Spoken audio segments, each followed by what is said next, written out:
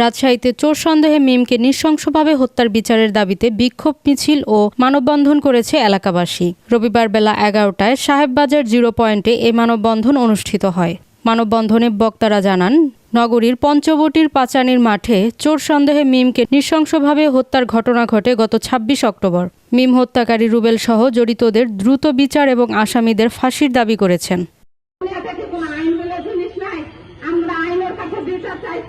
আমি রুবেলের ফাঁসি চাই, রুবেলের ফাঁসি চাই, রুবেলের ফাঁসি চাই। রুবেল মাদক ব্যবসায়ী বলে কি রুবেলের সব ক্ষমতা, রুবেলকে কিছু করা যায় না। আমি আপনাদের কাছে জোরহাত করছি, আপনাদের কাছে আমি অনুরোধ করছি, আপনারা এর ব্যবস্থা করেন। আমার ছেলেকে ন্যায় বিচার পাইয়ে দেন। আমার ছেলেকে নির্দোষে মেরেছে, আমি আর বিচার চাই। হ্যাঁ, ওরা মেডিকেলে দিয়ে দিয়েছে। আমি বললাম, বাবা এরকম করে মারা তোমাদের ঠিক হয়নি, ঠিকই করে পাবেন। আমি তখন দেখি, হ্যাঁ আমার ছেলে মানে অসুস্থ একেবারে হয়ে গেছে, মারা গেছে তখন মেডিকেলে। অবশ্যই আমাদের চাই যে রুবেলের ফাঁসি হোক। আমি চাই না যে আমরা রুবেল এইরকম ঘুরে বেড়া সন্ত্রাসী রুবেল একেবারে মানুষের প্রমাণ করে দিচ্ছে। তখন যাতে দেখি মারামারি হয়েছিল, ওই জন্য সেখানে জানতে বলবে, তুমি হ্যাঁ আমি তাকে মারবে না কি করবে। হ্যাঁ রুবেল রাশি, রুবেলের ভাই রাশি মিলকে মেরেছে, তুমি কেন মারবে? বলছে হ্যাঁ ওই যে মারামারি করেছিল, যে চুরি মামলা মেরেছে, ওই রকম মারবে কেন? আসামিদের আপনারা ধরুন, আপনারা কিছুই করতে পারছেন না। আমরা খুব অসহায়, আমাদের পাশে একটা লোক নাই, আমাদের কেউ নাই, আমরা খুব অসহায়। আমরা দেখি আপনারা, আমরা কয়েকজন মানুষ এসেছি এলাকা থেকে, একটা লোক আমরা এটাই করতে পারছি না। ওরা খুব প্রভাবশালী, ওরা যারা টাকা শিখাতে পারছে তারাই দেশের সমাজে ভাষাভাষি করে বলছে। ভাই তাদের কিচ্ছু নাই, আমরা খুব কষ্টে আছি। আপনাদের কাছে অনুরোধ, আপনারা এটা অবশ্যই আপনারা এটা করবেন। আমরা রুবেলের ফাঁসি চাই। ছয়ই সেপ্টেম্বর রাত 2টার সময় তুলে নিয়ে যায় আত্মদণ্ডের গুরুতর মারধর করে আমার ভাইয়ের উপরে। তাদের উদ্দেশ্যে ছিল আমার ভাইয়ের একটা হাত ভেঙে দিবে বা পা ভেঙে দিবে।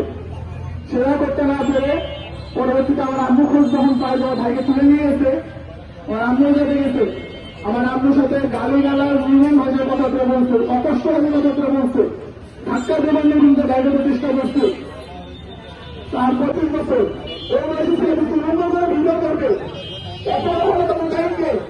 আমরা সাধারণ জনগণ, আমাদের প্রভাব নাই, আমরা টাকা নেই, আমরা করি, আমরা মিষ্টি, আমাদের অধিকার পার মানে বিচার পাওয়ার অধিকার নাই।